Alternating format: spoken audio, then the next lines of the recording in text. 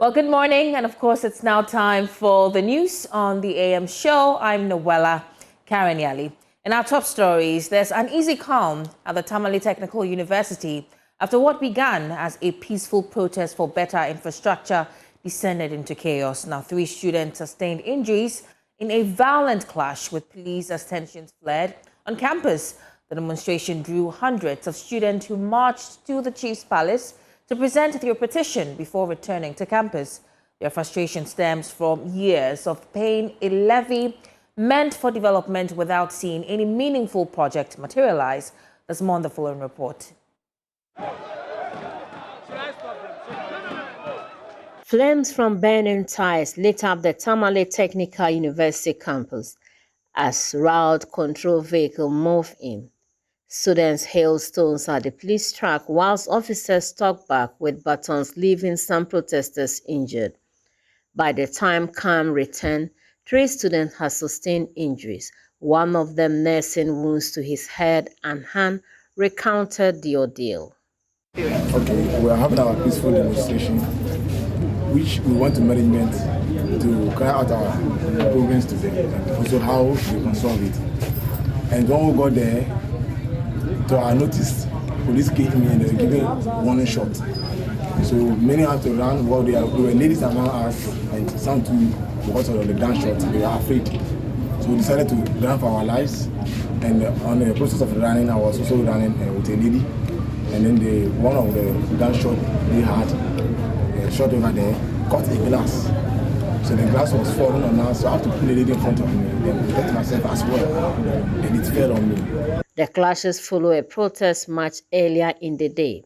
The students had gone to the Choguna's palace to present their petition and returned to campus to demand urgent action on what they call years of neglect. At the heart of their grievance is a development levy they insist has not produced a single development project on campus. Muhammadu Musa is the PRO of the Student Representative Council. Basically, the two face a lot of problems, but we have enumerated a few of it.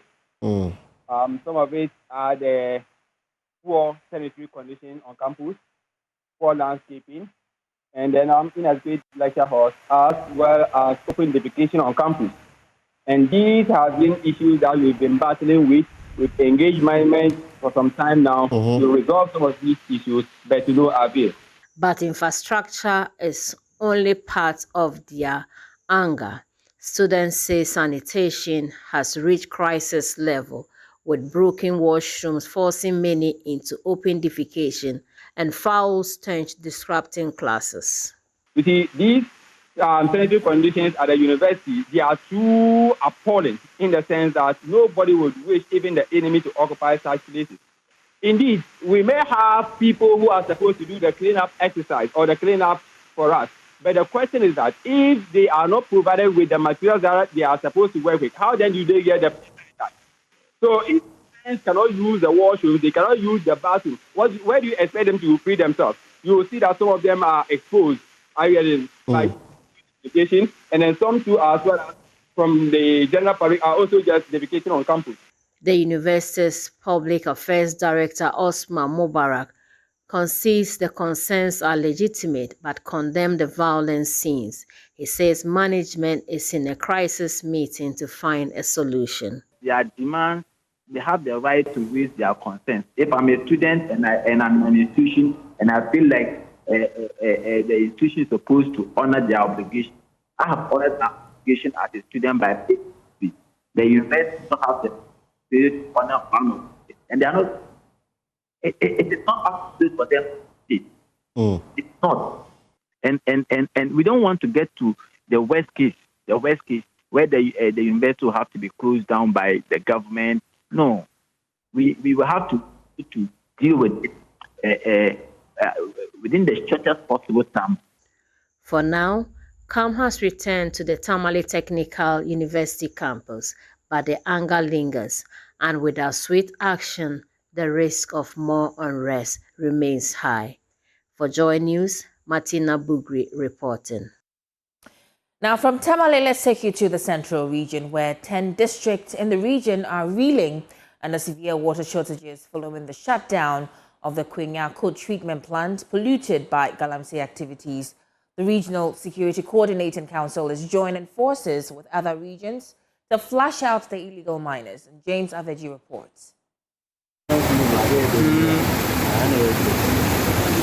A week ago, the Central Regional Security Council ordered the closure of the Kwenyako headworks in Agona West after galamsey contamination rendered the Ghana Water Company Limited's facility unsafe.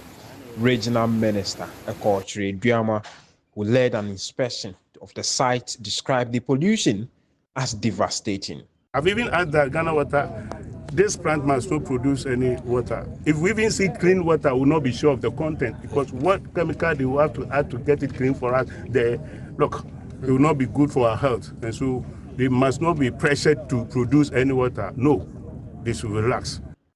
The minister has today confirmed an interministerial collaboration to remove all illegal miners from water bodies and forest reserves in the region.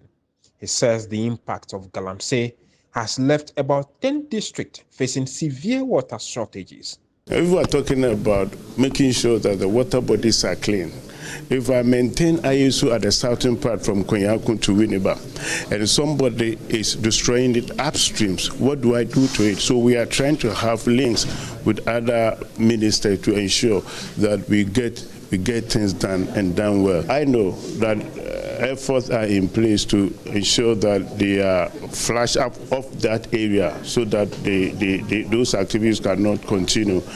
And so that's the first thing we should do, to ensure that they are not there to destroy the water body. And from the central region, let's come back to Accra, where drivers, traders and market women yesterday poured onto the streets to protest what they describe as the unlawful takeover of the CMB lorry station. The protesters say their means of livelihood is at stake as they allege private developers with the backing of the Railways Authority seek to forcefully evict them. Stephen Mensah has more in the following report.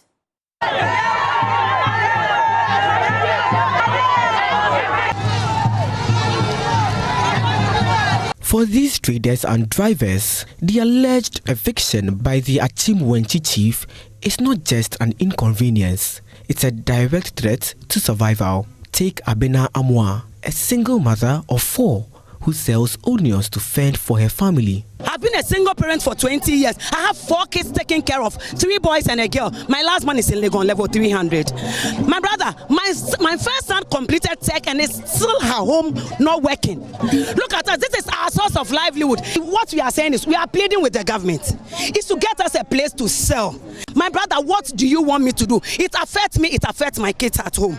But Abena is not alone. Kweku Asamoah, a driver who plies the cocoa marketing area route, says the eviction is worsening traffic and contributing to accidents in the area. Car accidents keep happening on these roads. Not long ago, a similar metro mass accident left some victims with amputated legs and others with severe injuries. We are pleading with the government to construct a proper market for these traders and the lorry station for us drivers so that we can earn a living. Right now, we have nowhere to park or load our passengers. We are therefore pleading to the government to come to our aid. Frustrated, the traders marched through the principal streets of Accra from the Ridge roundabout to the Jubilee House. There, they dropped off their petition, warning that their livelihoods hang in the balance. Abbas Moro is the public relations officer for the GPRTU. Now that the population is growing, it is our hope and belief that the government will look for another lorry park for us. Here we are losing the one that we have. Receiving the petition, Presidential staffer Bridget Otu assured that the matter would be treated with urgency. History there. So I want to first of all say he sees this as very serious and he will attach all the seriousness this deserves. I will go in there and submit it, wait for the Chief Justice. When they come, then I'll hand it personally to them so you know that the President will see your petition. The protesters say they would continue to resist what they call an unlawful takeover until government provides a lasting resolution. Stephen Mensah's report for Joy News. Well, let's head over to the Upper West region now, where justice delivery in the region is under pressure, with inadequate and dilapidated courts unable to cope with rising cases. At the Bar Conference in Wa, regional GBA chairman bemoaned the abandonment of the High Court complex, which began nearly 20 years ago. Regional correspondent Rafiq Salam has more in the following report. The Ghana Bar Association GBA annual conference, ongoing in the Upper West region, is the first to be held in the region in its 149-year history of the conference. It attracted hundreds of members from across the length and breadth of the country, including some high-profile members of the bench.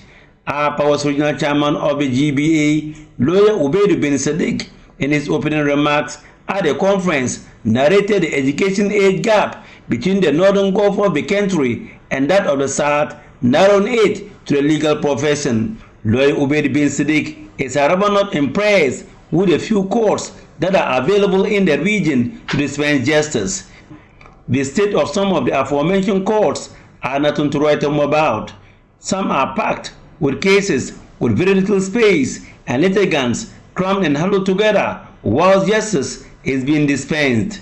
Lawyer Ubaidu bin Sadiq calls for expedited action on the Wahai Court Complex project. May I seize this opportunity to appeal to the government to prioritize the project and ensure its completion, since it has already delayed. When the project is complete, we will request that one additional High Court be opened in the regional capital to accommodate the increasing number of cases. The Upper West Regional Bar Association chairman also spoke about the two public universities in the region, calling on the government and other benevolent organizations to pay particular attention to them. These three universities, you will all agree with me, are still at their infant stages as compared to similar institutions in other parts of the country.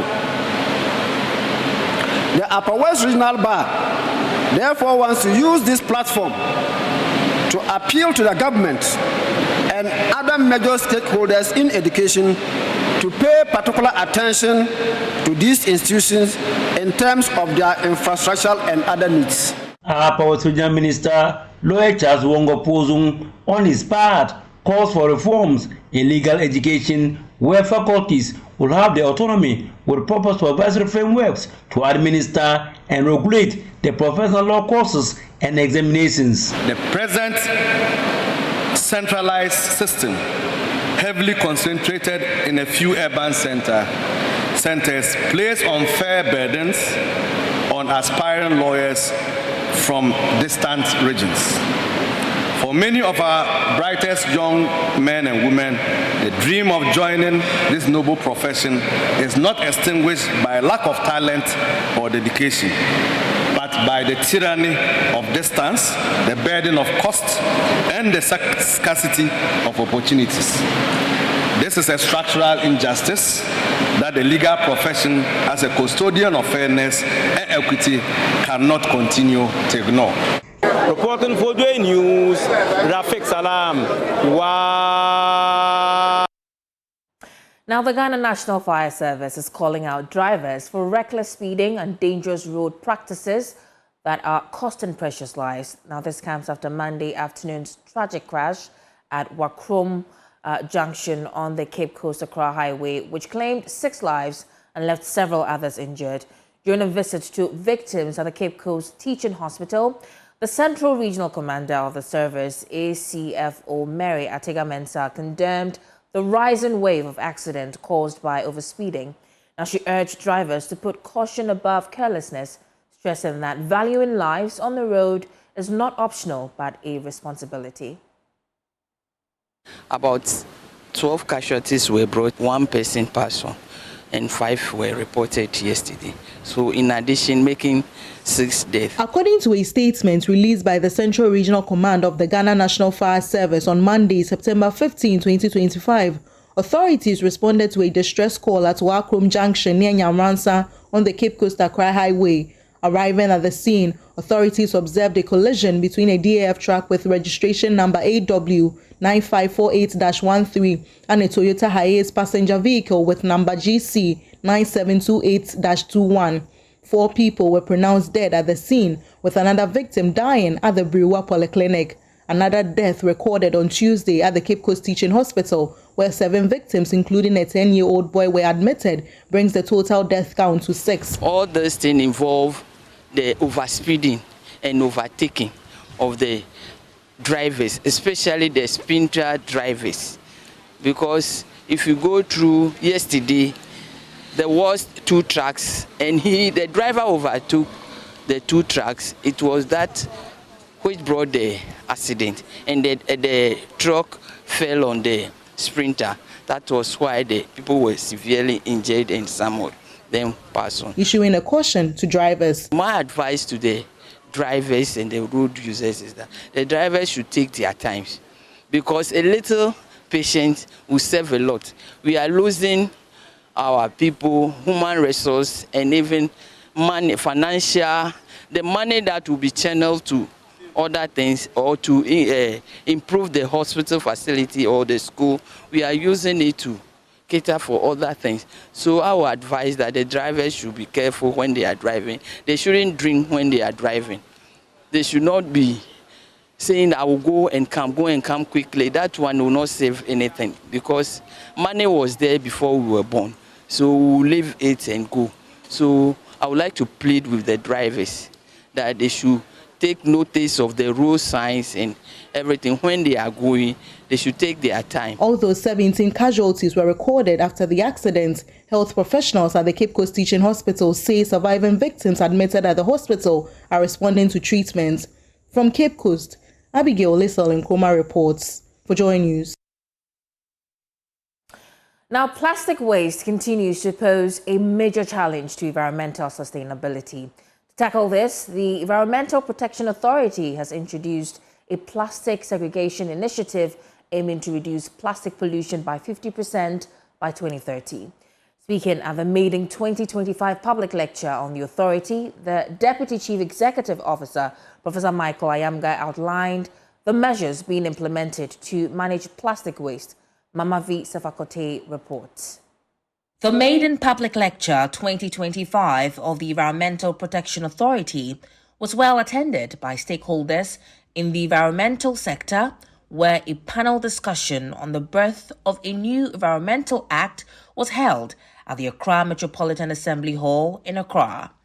The Deputy Chief Executive Officer of the authority, Professor Michael Ayamga, outlined the measures being implemented to manage plastic waste in the media engagement. PA is working with a government vision, as we outlined here, that we are hoping that in our 5 years' time, by 2030, we should reduce our plastic waste by 50%. You already heard our desire to ban stylophones. That's the one we use in packaging food. We have promoted the idea of waste segregation, which will make it easier for us to collect and dispose of plastics, and where we have to recycle to promote that. And we are also working with the stakeholders to look at the life cycles approach. Can we do something to the plastics to make them more biodegradable? So collectively, these efforts will help us meet our target of at least halving the plastic pollution in this country by 2030. The principal legal officer of the authority, Veronica Alom Emisa Edu, walked participants through excerpts of the new Environmental Act, Act 1124, highlighting it as a shift in environmental governance and explaining the structures in place to tackle environmental destruction, including illegal mining. We acknowledge the very high level at which this issue is being handled at the national level, and will defer to that. With respect to Act 1124, there are several enforcement structures on how we permit, how we regulate, how we enforce. And I'm sure you'll find that under the various sections 35 and 163 on the powers of inspectors. And that is how we regulate the environment, including illegal mining.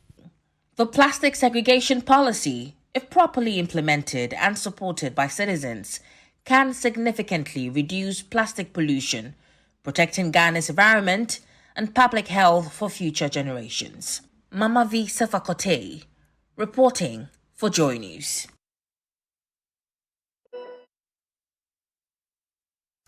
Well, let's now get updated with business. And Ghana's oil and gas sector is expected to witness a major turnaround following advanced plans by GNPC and its exploration subsidiary, Explorco, to drill 2 new exploration wells on the Volshane Basin by the end of the third quarter of 2026, according to the technical advisor to the minister and the GPP2 project focal point at the Ministry of Energy and Green Transition, Dr. Yusuf Suleimana.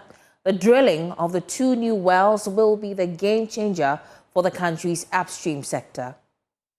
Yeah, that's a very excellent news. Of course, if you notice, the Volshane Basin is our trump card, if I may put it that way. Yes, we have partnerships with ENI, we have partnerships with CALO, partnership that has highly reinvigorated thanks to the forthrightness in the leadership of His Excellency President John Dramani Mahama, where the upstream players, they have gathered momentum, they have gathered their courage back, and they are reinvesting back to our upstream space, and that has brought a lot of vibrancy. And so Volshane Basin, Pius, is a huge potential for us in Ghana. It covers almost like 40% of the entire country.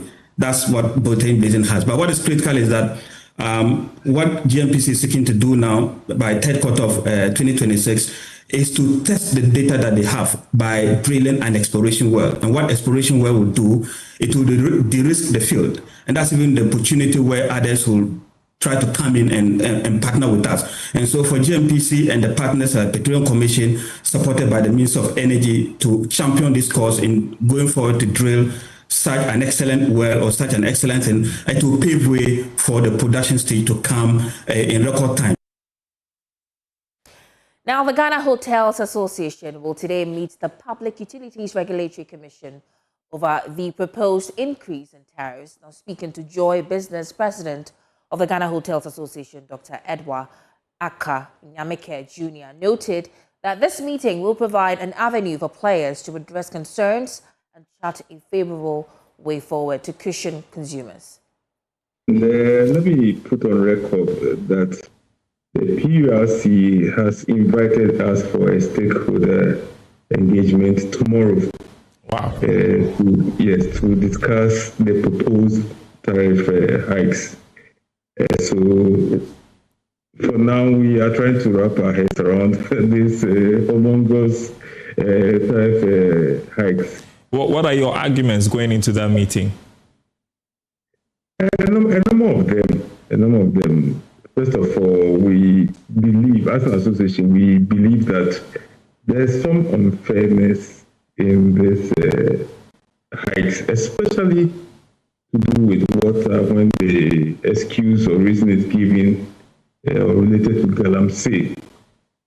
We believe that we have a social contract with government to protect our environment, to protect our water bodies. So if that is not being done, and the cost of that is going to be pushed to the consumers, it is very unfair. And for me, that's the beginning point of our argument. Now, secondly, we believe that the PURC instituted a quarterly review of the utility tariffs. What has changed? We've not been given any reason. This is a multi-year tariff adjustment from 2025 to 2029. What is informing that? I hope we'll get some answers tomorrow, because once you look at that long stretch, then you'll be able to find reason to give these huge tariff hikes that you're talking about.